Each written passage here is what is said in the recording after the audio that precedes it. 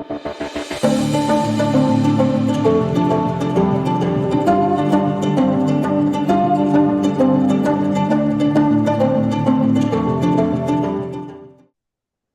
there, I'm Carmen Amato in Tennessee. Welcome to another crime conversation with my co-host.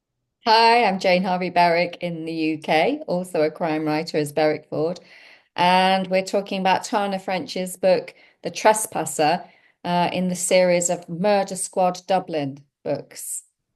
And we were going to talk about interrogation techniques that are in this book and how we've done interrogation scenes in our own books. So yeah, the suspect, the main suspect in this has three big chunky interrogation scenes. What do you think? Anna French put forward the different personas that the detectives would take on when talking to um, witnesses in the interrogation room. She says, everyone has an interview shtick.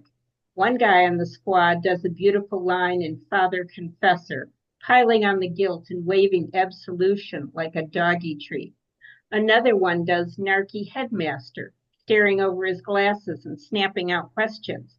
I do warrior woman, ready to rush out with her guns blazing and avenge all your wrongs.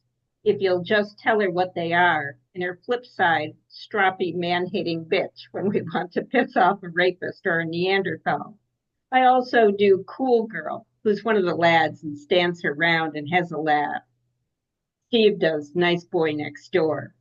Breslin does gallant gentleman or chief jock. So that really sets up every scene in which there's an interrogation when you're wondering what what role uh, the detective talking to the witness is going to take on.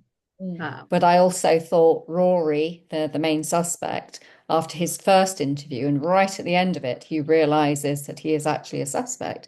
I think for the second and third interview, he would have taken legal advice, especially when it's a murder investigation. So had been authentic and take legal advice, the fiction would have suffered. it Um, would, but also in the UK, you would have had phase, what they call phase disclosure. So you'd have your solicitor come, and the police officer in charge would have worked out the whole interview strategy, and they would have their phase disclosure, and they'd give the first bit of disclosure to the solicitor, the questions or the points they wanted answered, and they would go through that and see where that takes them. And then, so it might be, for example, to say, were you in such a place at a certain time? And the person says, no, I wasn't. And then the second bit of the phase disclosure will be, well, we have evidence that your client was there because we've got CCTV. So you've already led them into a mistake or a lie. mhm, mhm. And you can go on that way. An old lag might just say no comment, no comment, no comment, no comment. But when you're actually giving evidence in front of them, the fact that they are not responding to that, you can infer things from it. So I think there are ways of doing it, but I absolutely agree that there would be, the sort of matey side. Let's just get this cleared up. This is your chance to tell us your side of things. But I think the other technique is, which they could have done with Rory, would have been they've asked him to disclose everything that he's done in the order that he's done it. And then an officer, I think, would have probably gone back to the middle of the story, then the end of his story, then the beginning of his story, looking for inconsistencies. And I think that could have ramped up the tension as well. That is a great technique.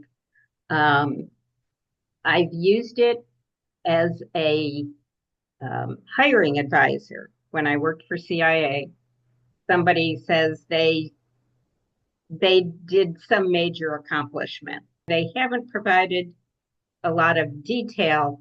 So then you ask them, you lead them through the thing backwards. And inevitably, or going one way in the time and coming the other way in their timeline, if there's a discrepancy, it will come out. But in your last Cornish crime thriller, you had a magistrate questioning your female police constable. Yeah, barrister. It, Yeah, yeah. yes, and that was almost interrogation, as she is a witness on the stand. Yes. Yeah. Yeah. And police officers have said to me, you never win an argument with a barrister. And the less you say, the better it is for you. Because they are professional talkers and they are trying to persuade somebody persuade the jury. And she's never been to court before. And she is absolutely on the stand. And she's there in her hot uniform and she's sweating away. And she gets herself tied in knots and she pretty much makes a hash of it. I love that. She's young and inexperienced.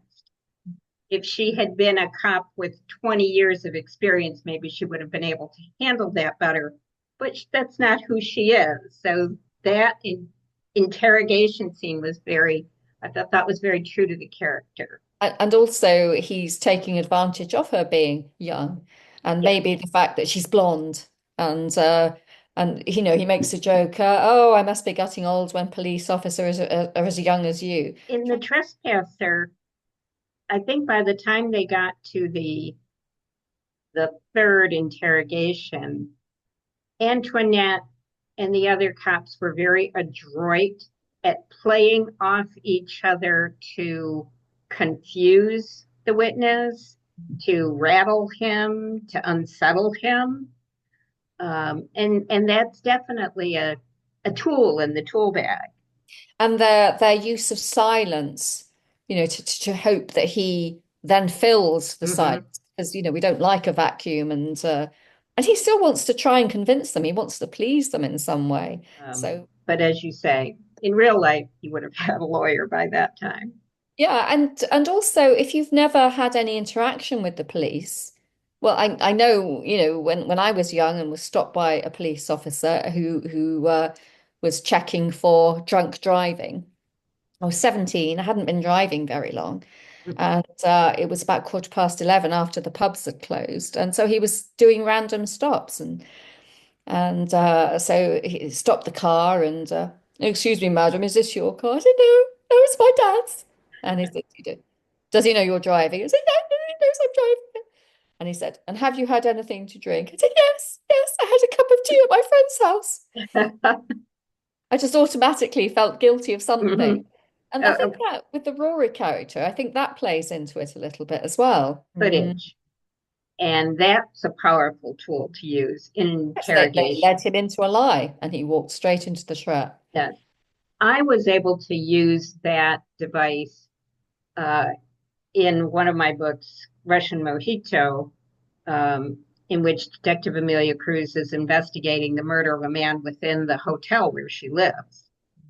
And the hotel has cameras and security footage from the hallways, but not inside the rooms.